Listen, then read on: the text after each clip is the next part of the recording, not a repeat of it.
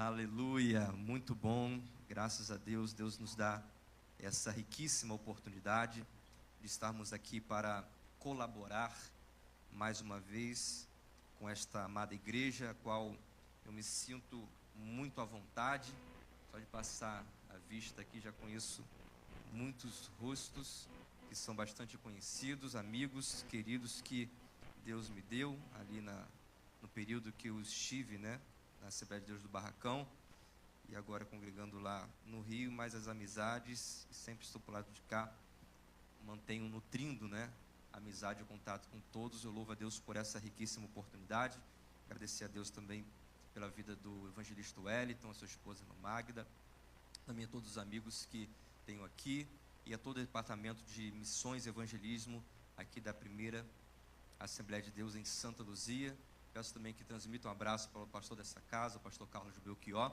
Eu tenho certeza que Deus falará profundamente nesta noite aos nossos corações. Quantos desejam ouvir a palavra do Senhor nessa noite? Diga amém. Peço que os irmãos abram as vossas Bíblias, por gentileza, em dois textos, por favor. Primeiro, João capítulo número 13, versículo 1, e depois o texto que é o tema base para essa conferência, para esse congresso, que é João 19, do 28 ao 30. Todos em João 13, versículo 1, e depois João 19, 28 a 30. João 13, versículo 1, e João 19, 28 a 30. Todos quanto encontraram, digam amém. Amém. Diz assim a palavra do Senhor. Ora, antes da festa da Páscoa, sabendo Jesus que já era chegada a sua hora de passar deste mundo para o Pai, como havia amado os seus que estavam no mundo, amou-os até o fim. João 19, 28. Depois, sabendo Jesus que já todas as coisas estavam terminadas, para que as Escrituras se cumprissem, disse: tenho sede. Estava, pois, ali um vaso cheio de vinagre, e encheram de vinagre uma esponja, e pondo-a num isopo, lhe achegaram à boca. E quando Jesus tomou o vinagre, disse: está consumado, e inclinando a cabeça, entregou o Espírito. A igreja diga amém. Podeis assentar no nome de Jesus.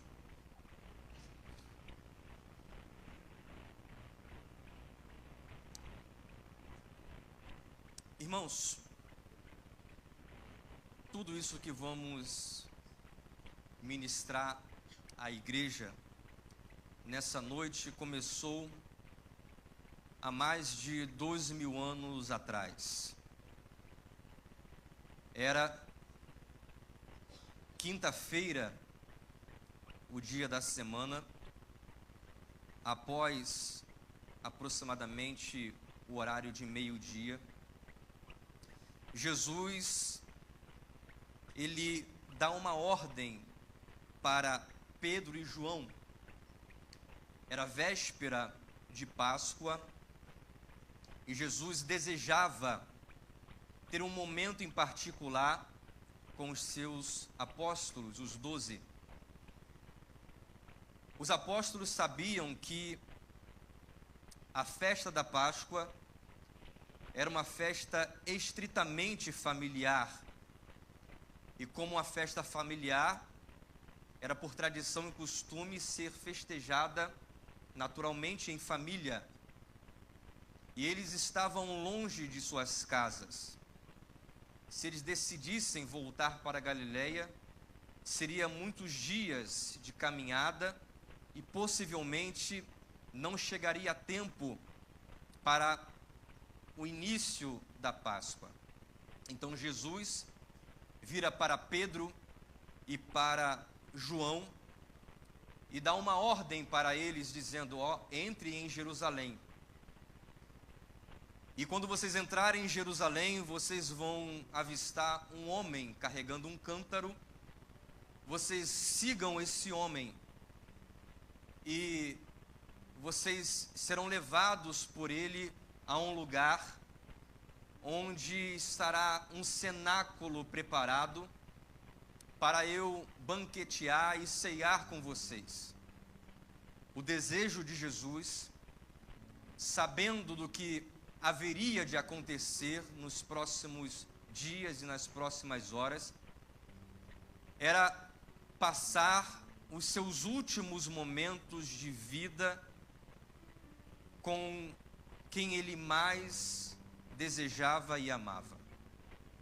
Eu poderia perguntar para cada um dos irmãos ou para a própria reflexão de vocês, Jesus, sabendo o que haveria de acontecer, porque ele, naturalmente, sendo 100% homem, mas também 100% Deus, ele tinha ciência do que estava o esperando. Ele, sabendo o que haveria de vir, ele desejou estar com os seus discípulos e dar-lhe a ele as suas últimas instruções. Se cada um de nós que estamos aqui pudesse saber ou prever os seus últimos momentos de vida, fosse daqui a algumas horas, com quem você gostaria de estar? Com quem você gostaria de ouvir um conselho? Com quem você gostaria de ter um momento íntimo para dialogar, para dar talvez a alguém um último conselho, ou para receber de quem você tanto ama e considera um conselho? Qual seria talvez a sua última refeição que você gostaria de pedir? Qual seria a última pessoa que você gostaria de abraçar? Qual conselho você daria para o seu filho e para a sua filha, sabendo que você não veria mais? Que momento você gostaria de ter, talvez, com o seu esposo ou com sua esposa, sabendo que daqui a algumas horas você iria partir? Nessa reflexão, Jesus, ele desejou estar com os seus discípulos. E ele foi levado ao cenáculo, onde de fato estava ali preparado todo o ambiente, todo o cenário da ceia, e ali ele desejou passar os seus últimos momentos com os seus apóstolos. Esse momento vai ser compartilhado pelo evangelista João, do início do capítulo 13 até o final do capítulo 17. Tudo que está narrado aqui em João, do capítulo 13 ao capítulo 17, foram os últimos momentos que Jesus passou com os seus apóstolos. Ele desejou estar ali com ele, dando os últimos ensinamentos, dando as últimas instruções, talvez já prevendo o que eles enfrentariam após a sua morte. Ele começa ali a dar alguns conselhos para os seus apóstolos, olhando no rosto de cada um deles e anunciando a eles o que haveria de acontecer e como eles deveriam estar preparados, porque aqui ele não está com a multidão, aqui ele está apenas com os 12, porque tem mensagem que é para a multidão, mas tem mensagem que é só para a igreja. E Jesus aqui, talvez buscando orientá-los e direcioná-los quando eles estiverem buscando algum tipo de conselho para propósito e direção, talvez Jesus preparando-os, falou em João 14,6, disse-lhe Jesus: eu sou o caminho, a verdade e a vida, ninguém vem ao Pai senão por mim. Talvez pensando no momento que eles estivessem enfrentando tristeza ou perda, Jesus no cenáculo falou: não se turbe o vosso coração, credes em Deus, crede também em mim. Talvez quando estivesse enfrentando perseguição ou dificuldades, ele disse: tende-vos dito isso, que para que em mim tenha paz, no mundo vocês terão aflições e tribulações, mas tem bom ânimo, porque eu venci o mundo. Se vocês talvez estivessem precisando de comunhão comigo, não se esqueça que eu sou a videira verdadeira. e o meu Pai é o agricultor. Permanecei em mim, e eu permanecerei em vós. Talvez vocês não vão entender isso agora, quando eu estou falando, mas se porventura vocês quiserem lembrar de mim, quando eu partir, tomai e comei. Este é o meu corpo que é partido por vós. Fazer isto todas as vezes que comerdes em memória de mim. E tendo dado o cálice, tomai e bebei, este é meu sangue. Este cálice é o Novo Testamento. Fazer isso todas as vezes que beberdes em memória de mim, porque todas as vezes que comerdes este pão e beberdes esse cálice, anunciais a morte do Senhor até que Ele venha. Que comerdes este pão e beberdes esse cálice, anunciais a morte do Senhor até que Ele venha. Essa foi uma das últimas palavras que os discípulos ouviram de Jesus. Essa foi uma das últimas palavras que os apóstolos ouviram do seu mestre. Porque Jesus desejava ter esse momento de comunhão com cada um deles. Porque aquilo que Jesus estava falando naquele momento ecoaria na eternidade. Mas naquele momento ímpar que Jesus desejava ter com os seus apóstolos, de repente ele olha para um lado e talvez ele tenha visto algo que ele não desejava ver. Ele olha para o lado e vê uma discussão acontecendo, e um deles levantando perguntou, indagando um para o outro: quem é o maior entre nós? Quem é que vai ficar à direita, à esquerda dele? E Jesus, imagino que com certeza não gostando daquilo que ele estava vendo e ouvindo, ele silenciosamente, ele vai para um canto e pega um avental de servo, veste aquele avental, pega uma bacia de água e um a um ele vai lavando os pés dos apóstolos.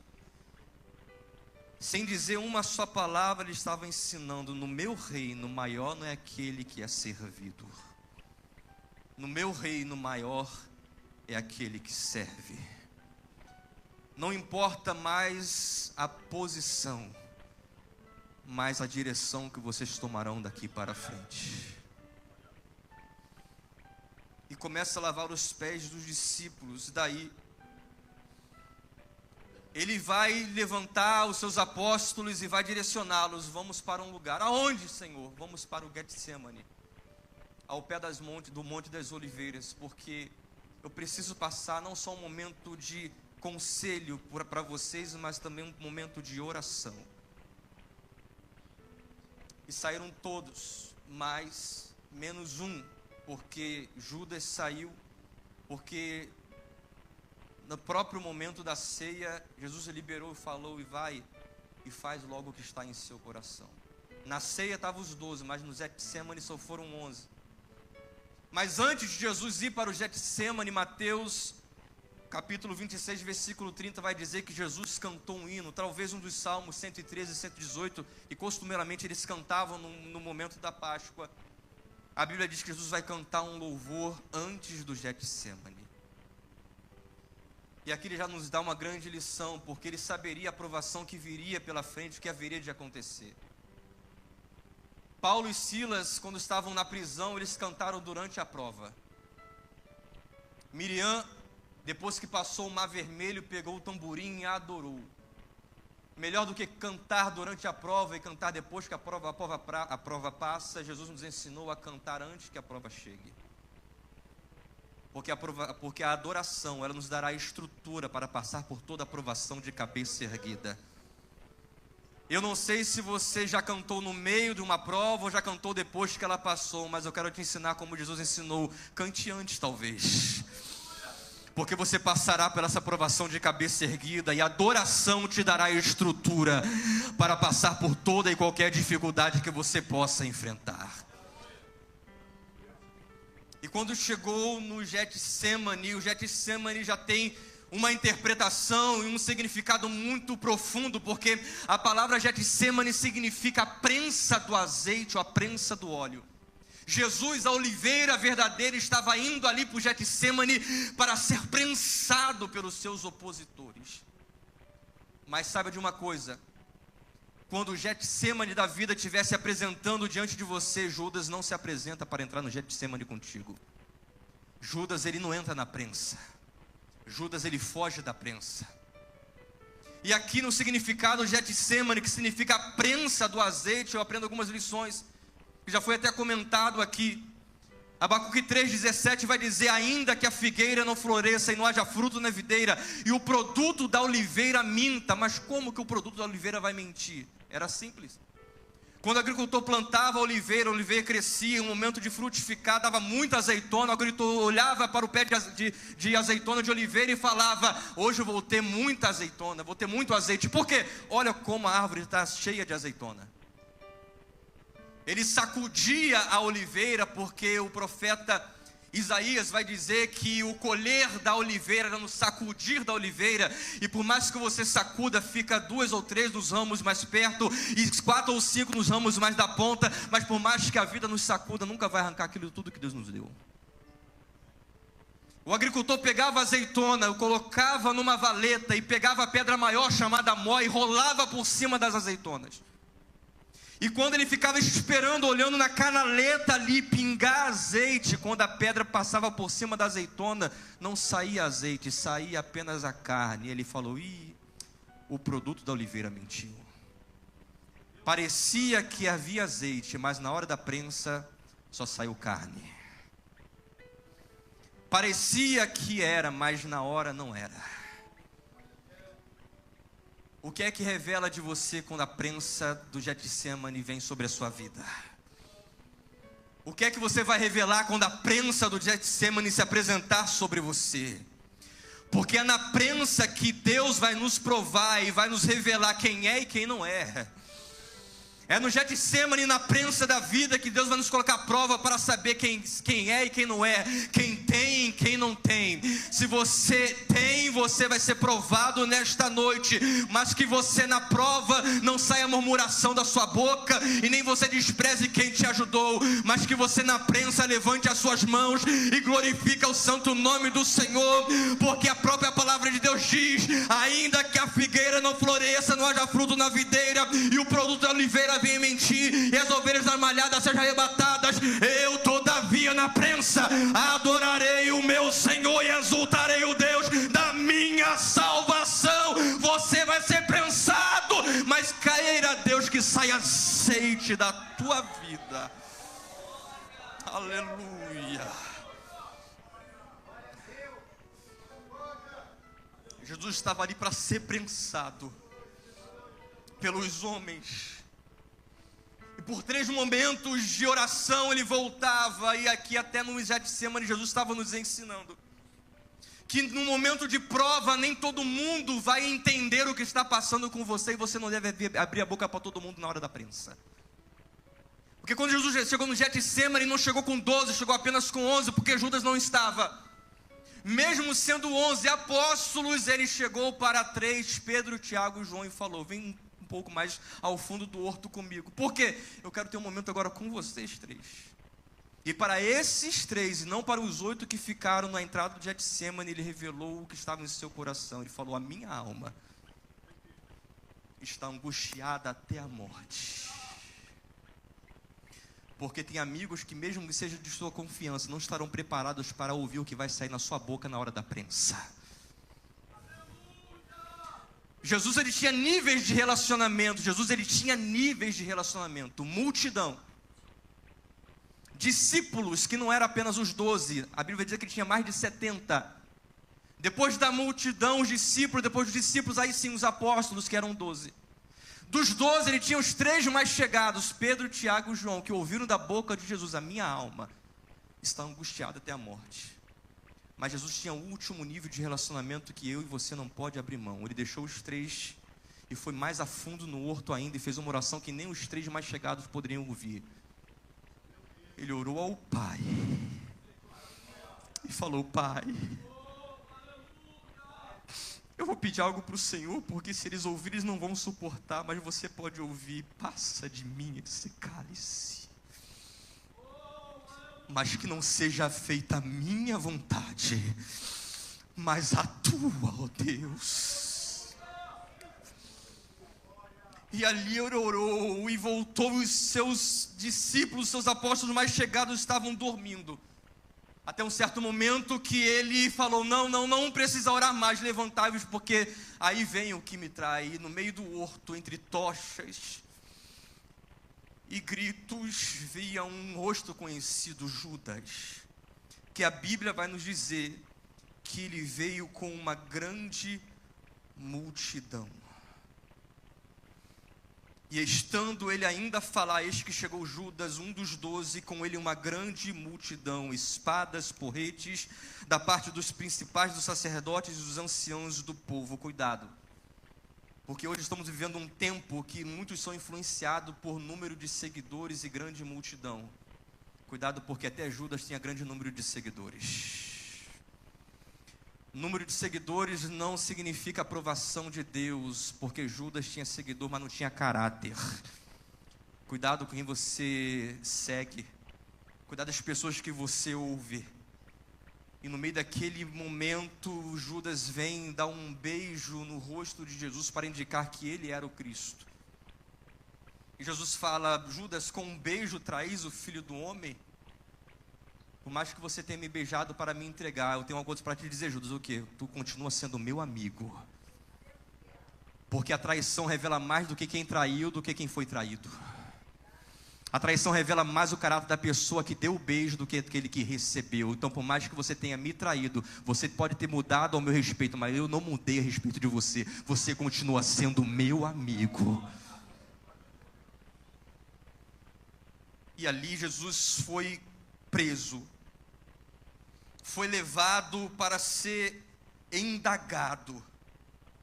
Jesus fizeram ali como um ping-pong de Jesus. Jesus foi por várias vezes interrogado por Herodes, por Anás, por Caifás, por Pilatos, depois pelo Sinédrio, depois por Pilatos novamente.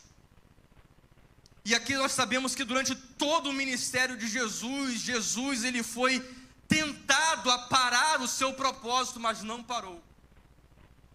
O próprio Jesus repreendeu a próprio Pedro, que era um dos mais chegados, apartai-vos de mim, Satanás, porque Pedro estava sendo boca de Satanás para tentar interromper a trajetória de Jesus para o sacrifício do Calvário. E não apenas Pedro, há 3 anos atrás, no início do ministério de Jesus, Satanás, já entendendo qual era o propósito do mestre, ele tentou impedir, porque a Bíblia diz que o Espírito Santo levou Jesus ao deserto, e do deserto Satanás levou Jesus ao pináculo do templo. E lá no pináculo do templo ele fez algumas propostas para Jesus, sabendo que ele estava já há muito tempo, 40 dias sem comer e sem beber. Ele falou, transforma essas pedras em pão. E Jesus falou, nem só de pão viverá um homem, mas de toda a palavra da boca de Deus. Lança-te daqui do pináculo. E Jesus disse, também está escrito, não tentarás o Senhor teu Deus. E da última vez ele falou, agora ofereço tudo a você no pináculo do templo, olha os reinos aí, as nações, eu te dou se você se prostrado me adorar. Mas Jesus respondeu, sai daqui, Satanás, porque está escrito, ao Senhor teu Deus adorarás e somente a Ele servirá. Satanás entendia já que ele tinha o caminho do sacrifício. Mas o que Satanás estava tentando nas entrelinhas aqui no pináculo do templo, guarde isso, estava tentando aqui fazer com que Jesus fosse impedido de chegar ao Calvário, ao sacrifício de morte, sendo homem. Todos os milagres que Jesus operou em seu ministério foi em prol de alguém, nunca em prol dele mesmo. Quando Satanás ele vai pedir para Jesus transformar pedra em pão, quando vai pedir para se lançar do alto, e quando vai pedir, oferecer para ele todos os reinos para que ele se prostrasse diante dele, Satanás está dizendo, eu te ofereço tudo. Faz um milagre em prol de você mesmo, transforma essas pedras em pães, se jogue daqui para que os anjos se manifestem, te busque e te salve daqui. É que Satanás estava te dizendo, olha só, por favor, manifeste o seu poder, me vença como um Deus, mas não me vença como um homem. Por quê? Porque Jesus vencendo Satanás como homem, abriria um precedente para a eternidade. para que em 2025, no dia 9 de novembro, aqui na primeira Assembleia de Deus em Santa Luzia, não apenas 2000 anos atrás, onde um homem, 100% homem, venceu a Satanás na sua carne, nós também, sendo filhos por adoção, em carne nós pisaríamos na sua cabeça e venceríamos Satanás. Assim como Jesus venceu a Satanás sendo por cento homem, você também é capaz de vencer, é capaz de romper, é capaz de ir avante. Por isso que a palavra do Senhor diz: eis que tu és Pedro, e sobre esta pedra edificarei a minha igreja. Agora eu te digo, as portas do inferno não prevalecerão contra a igreja. Meu Deus, me vença como Deus, mas não me vença como homem. Mas Jesus suportou. Foi levado ao sinédrio, Anás, Caifás, Pilato, Herodes, Pilatos novamente. Recebeu uma quarentena de chicotadas. E depois disso, a ira do povo não se aplacava, e mesmo assim, ele foi sentenciado, uma das piores sentenças daquela época e mais humilhantes, a crucificação. Talvez os soldados disseram: você não é rei? Rei tem coroa. E desceram coroas de espinhos e cravaram na sua cabeça. Você não é rei? Rei tem cedro. Pegaram uma cana e deram na sua cabeça e colocaram em suas mãos. Você não é rei? Rei tem capa. Pegaram uma capa de um oficial romano e colocaram em suas costas. Depois pegaram o patíbulo da cruz, que pesava aproximadamente 60 quilos, porque ele não foi com a cruz completa, apenas com a parte horizontal da cruz, e foi caminhando a caminho do Gólgota. Segundo a tradição, uma grande multidão, como nós já vemos, seguia a Jesus, gritando: crucifica-o, crucifica-o, mate-o. E essa mesma multidão que estava pedindo a morte de Jesus foi a mesma aquele que talvez ele pegou um pedaço de pão depois que multiplicar e deu na mão de cada um deles. O peixe que ele multiplicou, colocou e alimentou a cada um. Esse mesmo povo está dizendo: mate-o. E a tradição histórica vai dizer que enquanto o povo seguia Jesus, ele carregando a cruz a caminho do Gólgota, a tradição vai dizer que homens e mulheres iam ser curados sem saber e sem perceber. Pessoas com doenças, enfermidades, eles percebiam que estavam sendo curadas. Porque quando Jesus ia caminhando, devido às chagas da crucificação e da coroa de espinhos, das chicotadas, foi deixando rastros no caminho do Gólgota, enquanto o povo estava o seguindo.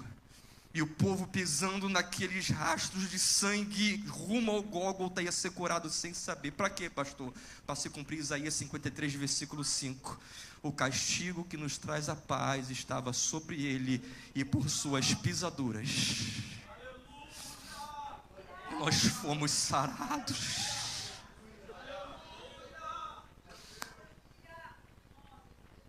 No momento do caminhar, ele não suportou o peso, ele estava sendo esbofeteado, estava sendo batido e apanhado, e ele não suportou, e a parte da cruz caiu no chão. Como já foi falado aqui para o nosso irmão que deu testemunho, um Fábio se foi e veio um outro Fábio para socorrer. Com Jesus não foi diferente. Um Simão Pedro abandonou, que disse que iria com ele até a morte, mas no meio do caminho Deus levantou outro Simão, o Cirineu.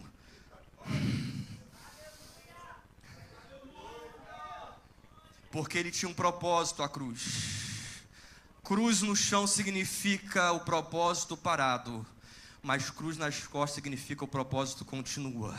Por mais que tenha sido difícil a sua caminhada, nem que Simão Pedro te abandone, Deus vai levantar um Simão Cirineu, mas seu propósito não ficará parado no meio do caminho. Você vai chegar aonde Deus te designou para chegar. Você não vai ficar sozinho nessa caminhada. Em nome de Jesus, eu não sei quem está passando por momentos de dificuldade, por momentos de provação, angústia, perseguição. Por esses dias, se prepare. Não precisa nem ser amigo. contigo. Deus vai levantar alguém que talvez você nem conheça, mas essa cruz não ficará parada, o teu propósito não ficará no chão. Deus vai levantar alguém que vai falar: vem aqui comigo, eu te ajudo, eu oro, eu leio a Bíblia contigo, vamos juntos até o fim. Você não vai ficar parado no caminho.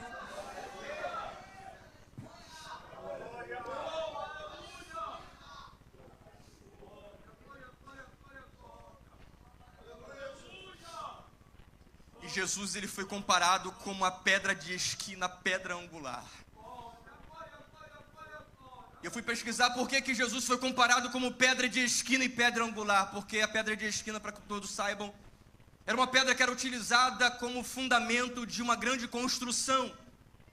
Toda vez que um engenheiro, um construtor daquela época iria preparar uma grande construção, ele ia na rocha bruta, arrancava uma pedra chamada de esquina, e antes de ela ser um fundamento de uma grande construção, ela passava primeiro por um teste de resistência.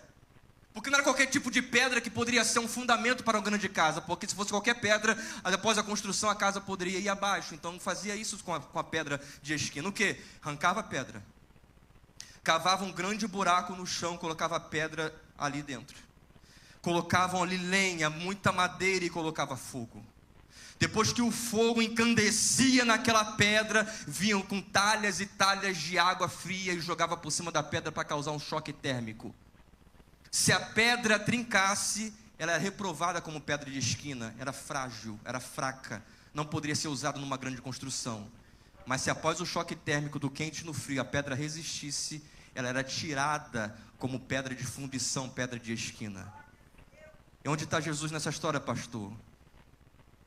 Crucificaram a nossa pedra, cravaram uma coroa de espinhos na nossa pedra, açoitaram a nossa pedra, mataram por um momento a nossa pedra, mas ela não trincou. E hoje ela é pedra de esquina da igreja.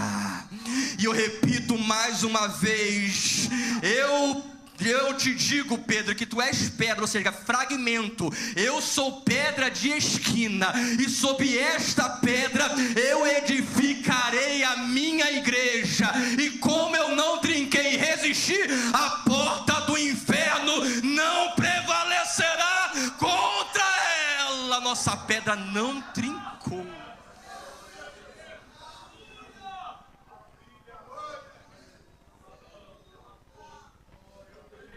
Jesus foi comparado com um cordeiro mudo levado ao matadouro. Por que isso, pastor? Porque o cordeiro é um dos animais mais difíceis de você assistir à sua morte. Quem já teve a oportunidade de ver no abatedouro abatendo frango? Quem já teve vizinho que teve, como eu, lá perto de casa, quando morava em Santa Isabel, abatendo porco? Você sabe o escândalo, o terror que é ouvir a morte desses animais.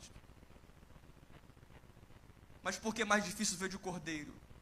Como você vai matar um animal que não tem mecanismo de defesa? Ele sabe que a morte está chegando, ele não vai fugir, ele não vai chorar, ele vai baixar sua cabeça e aceitar aquele momento calado.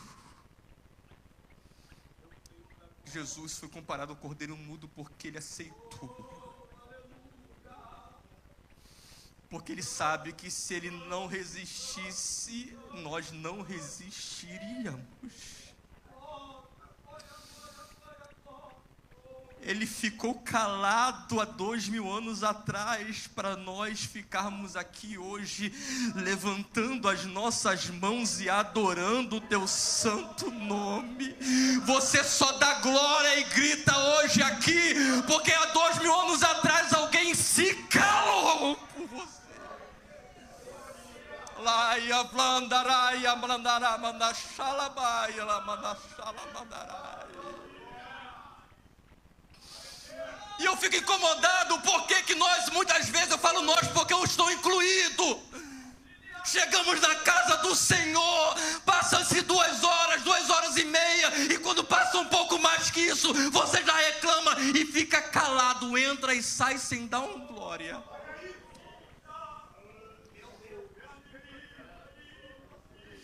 Jesus não se calou para você se calar, Ele se calou para você levantar a tua voz hoje. Então já sinto a glória e a presença dEle aqui nessa noite. Se você puder, se você entende esse sacrifício, levante as suas mãos e dê um minuto de glória, de honra, de reverência àquele que é digno de toda honra, digno de toda glória, digno de todo louvor, digno de toda adoração. Ele é santo, Ele é digno, é o Cordeiro que desceu do céu, Ele é digno.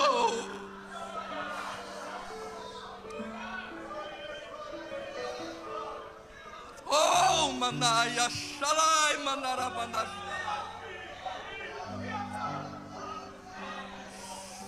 Aí, mandes, xalai, ablai, xalamanaia, glabadash.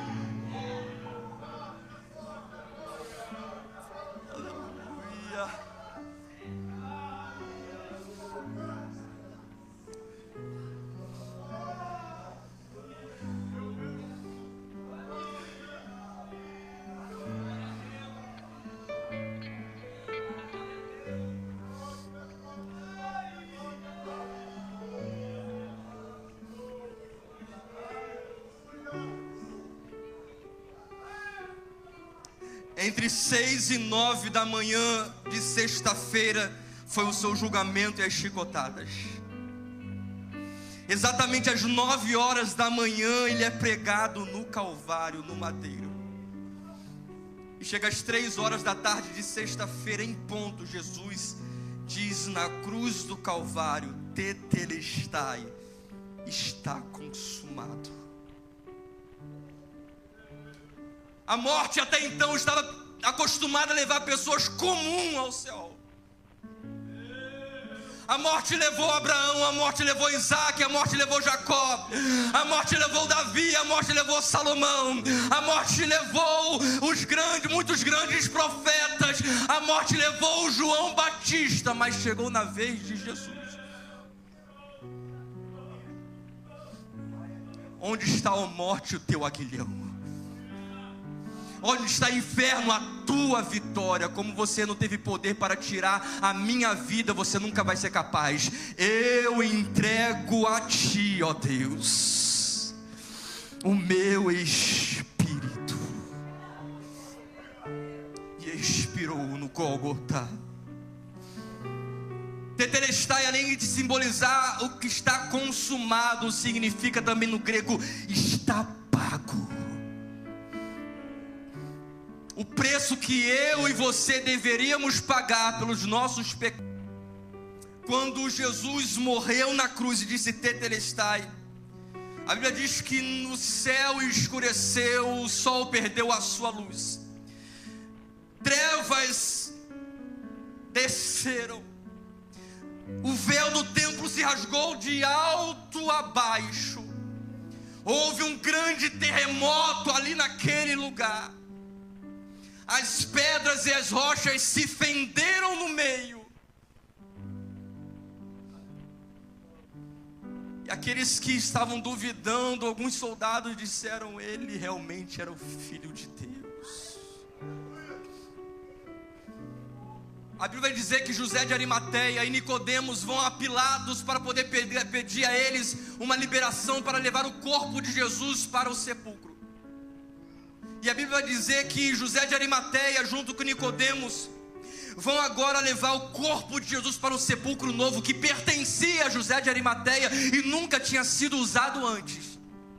E junto com o corpo de Jesus, a Bíblia vai dizer que José de Arimateia vai levar 100 libras de mirra e um composto de aloés junto com o corpo de Jesus. João 19:39 vai dizer: e foi também Nicodemos, aquele que anteriormente se dirigia de noite com Jesus, levando quase 100 libras de um composto de mirra e de aloés. 100 libras de mirra. Mirra é azeite, é óleo. Trazendo para os nossos dias como se fosse 47 litros de azeite. Os irmãos trazerem a sua memória, vai se lembrar que no início, no seu nascimento, também tem azeite na história. Quando Jesus nasceu, os pais de Jesus, Maria e José, receberam 3 presentes. Quem se lembram dele? Ouro, incenso e mirra. Quando está começando, tem azeite. E quando está chegando no final, também tem azeite.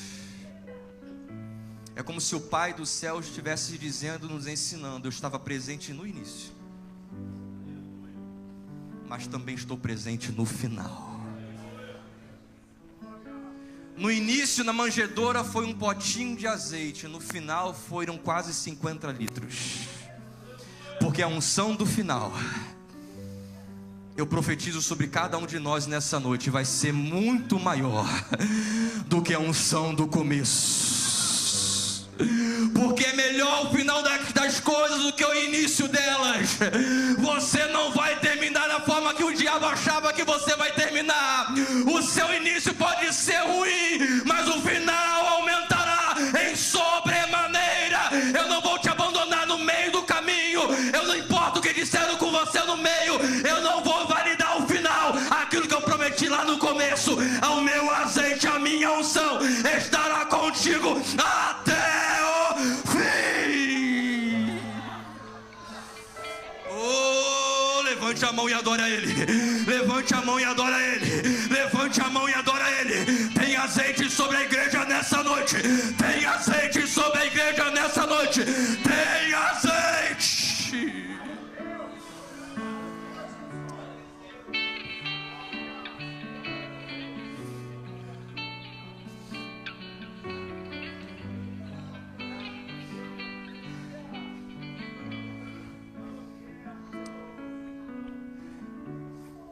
Jesus é sepultado. Passa o sábado, o domingo pela manhã, e o grande terremoto que aconteceu quando ele se foi, também acontece quando ele volta. Uma pedra foi colocada na boca do sepulcro que apenas 10 a 12 homens conseguiriam carregar. Mas o poder do seu amor foi mais forte do que qualquer pedra postada à beira do sepulcro. Ele ressuscitou. Marta e Maria de manhã cedo foram levar unguento para ungir o seu corpo, mas chegando lá, a pedra estava revolvida. E quando ela entrou para ver o que estava acontecendo, um homem com a aparência de um jardineiro, ela indaga: onde colocaram o nosso mestre? Onde vocês puseram ele? E fala: porque você procura entre os mortos aquele que vive. E talvez atordoada, desconcentrada por aquele momento, por não encontrar o corpo do mestre ali, ela fica preocupada, indagada, mas teve um certo momento que ela falou: Maria. Jesus falou Maria, e ela no mesmo momento falou Rabone, que significa mestre. Porque você não pode talvez até perceber quando está presente, mas uma coisa que você não pode deixar de perceber quando ele fala. Quando ele fala, o exaltado é humilhado, o que se humilha é exaltado. Quando ele fala, o cego enxerga, o mudo fala, o surdo ouve, o coxo anda. Quando ele fala, o céu estremece, as rochas se fendem, o sol escurece. Quando ele fala, o enfermo é curado. Quando ele fala, o milagre acontece ao som da sua poderosa voz. Você talvez não percebeu a presença dele até esse momento, mas se você não perceber, creia, ele está falando contigo. Ele é o teu mestre, e as ovelhas conhecem a voz do seu pastor. Ouça o que o Espírito diz à sua igreja.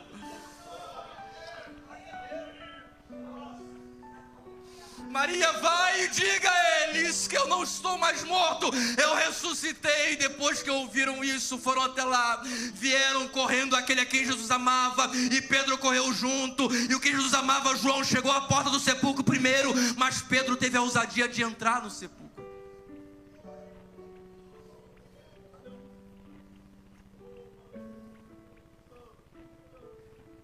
E ele viu um lenço e um lençol.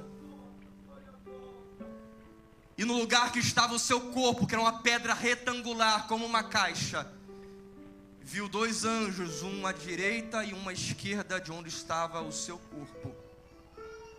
Talvez para você possa ser uma visão comum, mas eu gosto da Bíblia por causa dos seus detalhes. Porque para mim, para você, talvez ver uma caixa retangular com 2 anjos em cima seja algo muito comum e normal, mas para um judeu não. Porque uma caixa com 2 anjos em cima, eles remetiam na antiga aliança, que tinha uma caixa de madeira revestida de ouro por dentro e por fora. Tinha um propiciatório, em cima do propiciatório 2 querubins, um de frente para o outro, que ficava no lugar santíssimo dentro do tabernáculo, no templo, depois que foi construído. E uma vez a cada ano o sumo sacerdote entrava no lugar santíssimo para oficiar e pedir perdão a Deus do pecado do povo. E a Shekinah de Deus descia sobre o propiciatório entre os querubins, e Deus falava com Moisés e Arão face a face. E agora no sepulcro tem outra caixa, tem 2 querubins, sendo que no Antigo Testamento a glória ficava presa dentro da caixa. E agora os querubins não estão olhando mais para dentro da caixa como no Antigo Testamento, estão olhando para fora da caixa. É como se estivesse ensinando: antes a glória estava presa numa caixa, mas da agora em diante essa glória está no meio de vós. Ele não está aqui, ele já ressuscitou.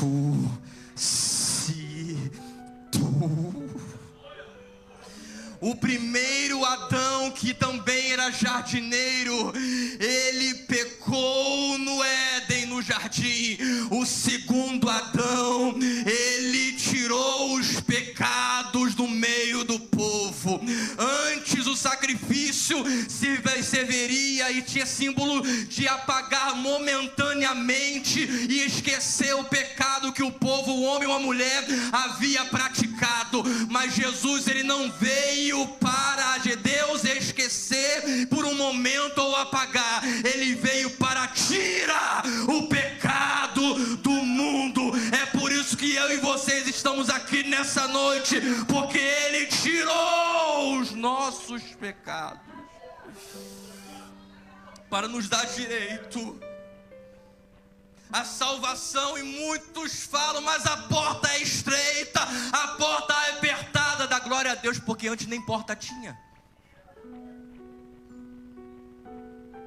Você deixaria alguma pessoa que você tem inimizade, uma pessoa de perigo, entrar desconhecida na porta da sua casa? De maneira nenhuma. Mas Colossenses, pela boca de Paulo, vai escrever: e vós também, que noutro tempo erais estranhos e inimigos do entendimento por vossas palavras e mais obras, agora contudo vos reconciliou no corpo da sua carne pela morte, para que perante ele vos apresente santos, irrepreensíveis e inculpáveis, tendo, pois, irmãos, ousadia para entrar no santuário pelo sangue de Jesus, pelo novo e vivo caminho que ele nos consagrou pelo véu, isto é, pela sua carne. No Antigo Testamento, apenas uma única pessoa, uma vez a cada tempo, tinha o direito de entrar no lugar santíssimo e oficiar e ter acesso à presença de Deus. Um homem. Quando Jesus expirou na cruz e disse: tetelestai, está consumado, a primeira coisa que vai acontecer é como se ele estivesse esperando a cada momento por aquilo, para quando ele entregasse o seu espírito, ele foi lá no véu do templo e rasgou do alto a baixo, para você ter direito a entrar no lugar santíssimo. Sim, eu tenho direito a entrar, você tem direito a entrar. O que é lugar santíssimo? É o lugar final, que antes era antecedido por etapas, porque o lugar santíssimo ficava no tabernáculo, mas o tabernáculo tinha etapas, tinha átrio, tinha lugar santo e o lugar santíssimo. No átrio o que tinha? Tinha o altar de sacrifício, entrando depois do átrio, entrando no lugar santo, depois do altar de sacrifício, tinha ali no lugar santo o que? O candelabro, tinha ali o pães da mesa da proposição e tinha o altar do incenso. Depois que o sacerdote oficiava no lugar santo, ia para o lugar santíssimo, onde tinha acesso à presença de Deus através da arca da aliança. Mas antes de chegar no lugar santíssimo, ele tinha que passar pelo átrio primeiro. Jesus rasgou o véu para nós acessarmos o lugar santíssimo, mas não significa que para acessar a presença você sai do quintal, do átrio, direto para a presença, não. Jesus morreu, sim. O véu do templo se rasgou, sim. Mas os princípios para acessar o lugar santo continuam os mesmos. Você não vai pular do átrio para o lugar santíssimo nunca. Porque isso simboliza um caminho que todo crente tem que seguir para conseguir a presença do Senhor. E você começa pelo altar de sacrifício, a adoração. Entra no lugar santo, altar de incenso, oração. Candelabro, Espírito Santo. Mesa dos pães da proposição, palavra. Não tem presença sem adoração, sem Espírito Santo, sem palavra e sem oração. Jesus rasgou o véu do templo, rasgou. A presença dele é liberada para todos nós, é liberada sim, mas os princípios ainda hoje no século 21, 2025, continuam o mesmo. Quer presença? Quer, mas adore, leia a palavra, viva uma vida de oração, tenha a presença do Espírito, para a presença do Espírito Santo se manifestar e você acessar o lugar santo dos santos, onde a presença dele se manifesta. Se você quebrar um princípio, você é quebrado por ele, mas quem segue os princípios, a presença de Deus se manifesta. A